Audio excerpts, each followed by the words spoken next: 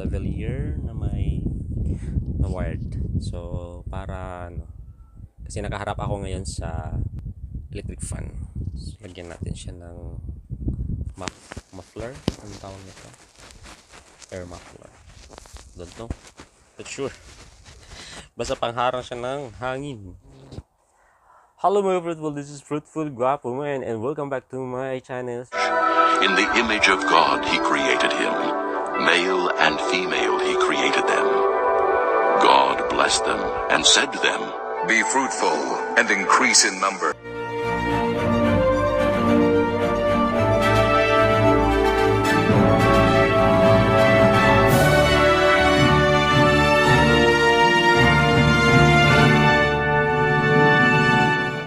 Okay, for today's video ay mag-unbox tayo ng nabili ko po na Boya microphone. So, wireless po siya. And dalawa po yung mic niya, one receiver and dalawang mic.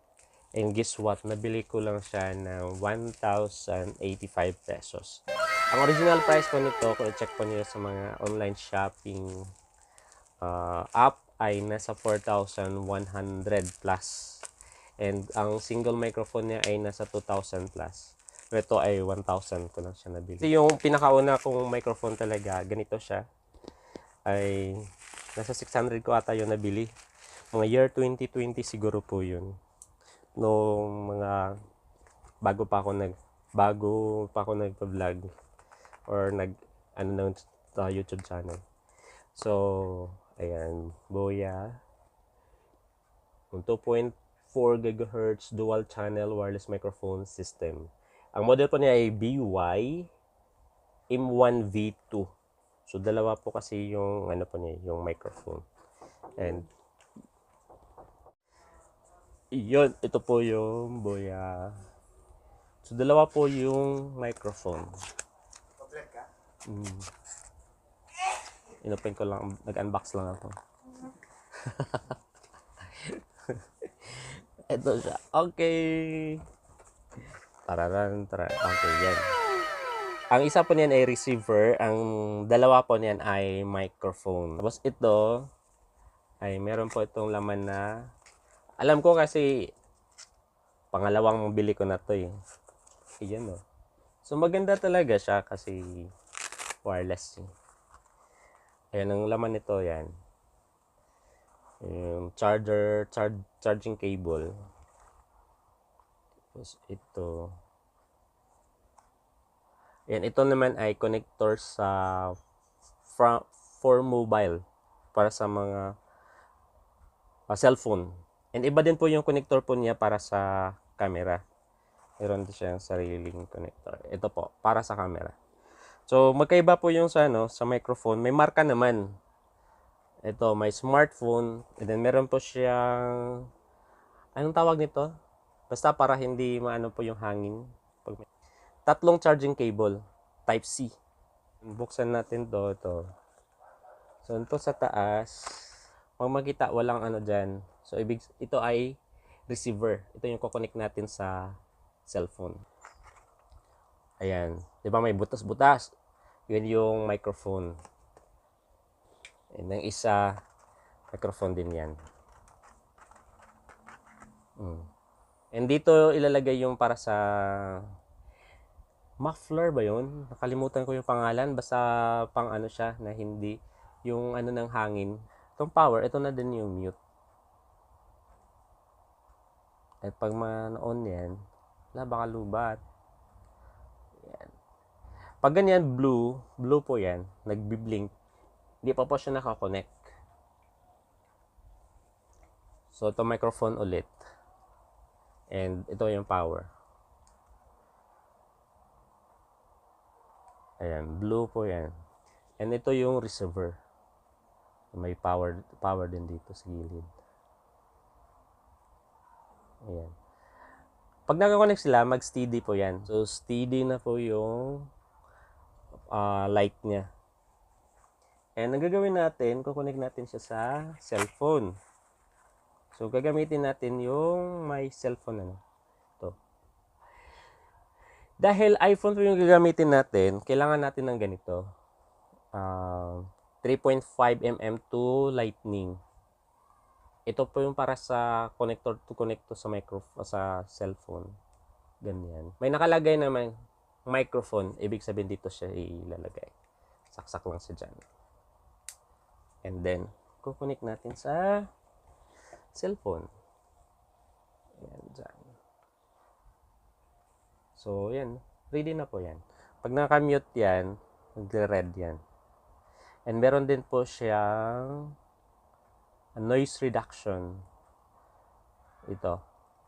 Noise reduction. At dito sa gilid, meron siyang volume button. May button dyan. Volume up, volume down. And dito yung noise reduction. Pag noise reduction siya, ay nag-green. Green po yan. Green. Noise reduction. Wala pong noise. Okay. So, test natin dito. Okay. Mic test. Boya M1V2, Boya wireless microphone M1V2 with two microphone and one receiver. Okay. And meron po siya may stereo at saka meron ding mono. Pero mas maganda kung naka-mono siya. Siguro yung stereo na gagamitin ay pag talaga siya, parang recording studio. Maganda po siya gamitin pang recording studio pag stereo. Pero pag nasa labas po kayo, parang mas okay na siya na naka-mono. Mono mode. So, yun lang po yun. And then, stop natin. And pwede rin po natin siya gamitin dito sa ating isang cellphone.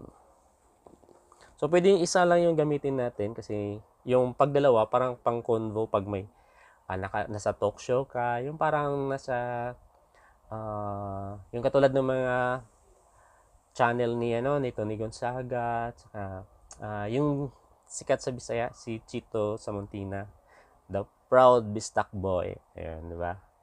So, yun. Follower din ako ni Chito Samontina kahit yung hindi pa masyadong sikat yung channel po niya. Ayun. Medyo hindi pa ganoon kasi ganun ngayon medyo malaki-laki na po yung channel. Medyo malaki na po talaga yung channel niya, tsaka sumisikat na po talaga siya. And maganda naman po talaga yung talk show po niya. So yan, ay komento lang. Just my views and opinions. So ngayon naman, so hindi na natin kailangan to kasi 3.5 mm naman po yung cellphone po natin.